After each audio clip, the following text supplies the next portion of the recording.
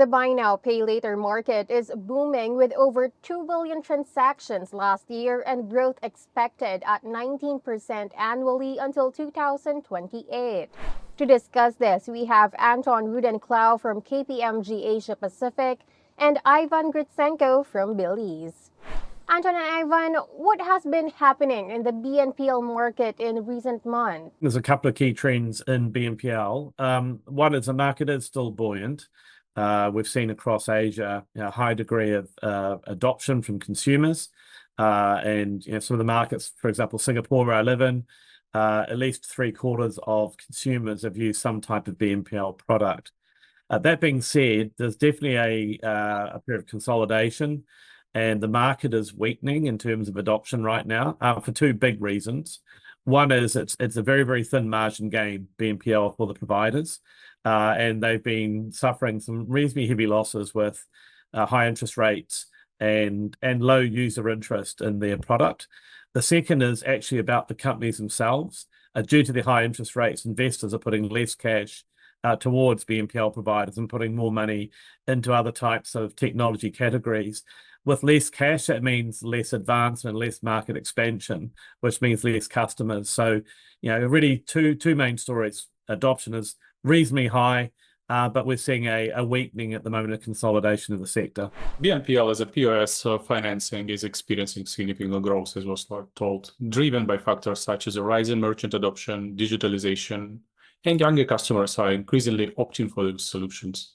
The competition is intense, and fintech companies today, they are leading it, while traditional banks, they struggle to keep pace, especially with innovations like integrated shopping apps that engage customers through the entire purchase journey. We see that short-term BNPL products with a 0% interest, off-card BNPL, they are shrinking, while everything shifts towards mid-term with interest rates. Retailers who have adopted a variety of financial services, they have seen significant sales growth, with the financing now accounting for 70-80% of sales compared just 40-50% last year. Given this, how are changing consumer habits affecting BNPL demand? Go ahead, Ivan. Consumer behavior is increasingly influenced by convenience, digitalization, and the availability of financial services. Younger customers who are, for example, in Philippine market, form a core part in Filipino population, are particularly driving BNPL demand. 60% of them say that they will most likely use the service from next 6 to 12 months.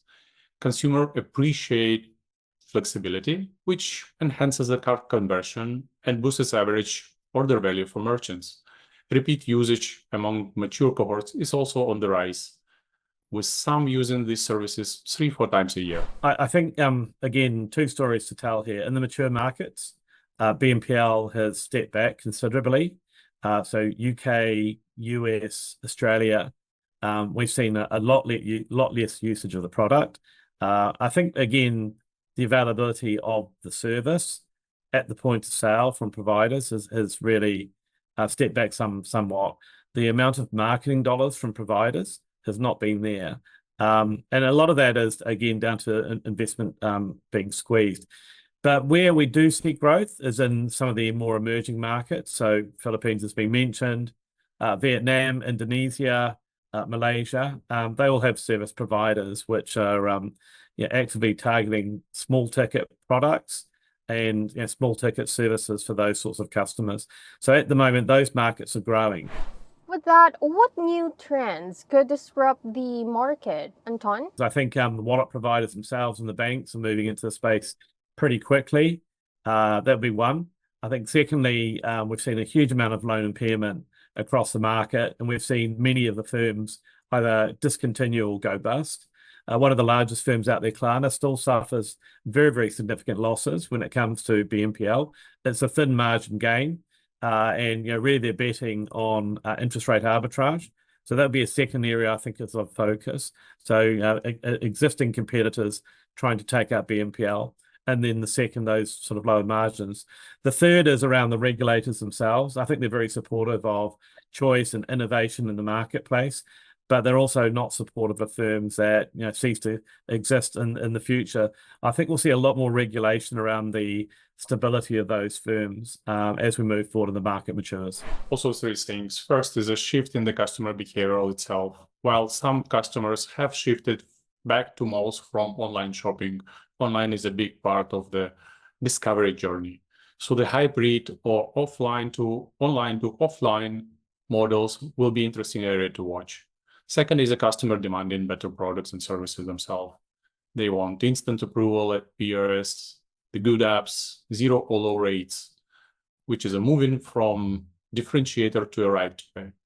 And the third is expansion into the new verticals. Today, BNPL providers, they starting offer their services in the non-traditional sectors like healthcare, education, and even B2B transactions. This opening up new markets and revenue streams. Thank you so much for joining us, Anton and Ivan. Thank you. Thank you. Once again, those were Anton Rudenklau, partner and head of payments at KPMG Asia Pacific, and Ivan Gritsenko, vice president of POS business at Belize. For more news, visit asianbankingandfinance.net.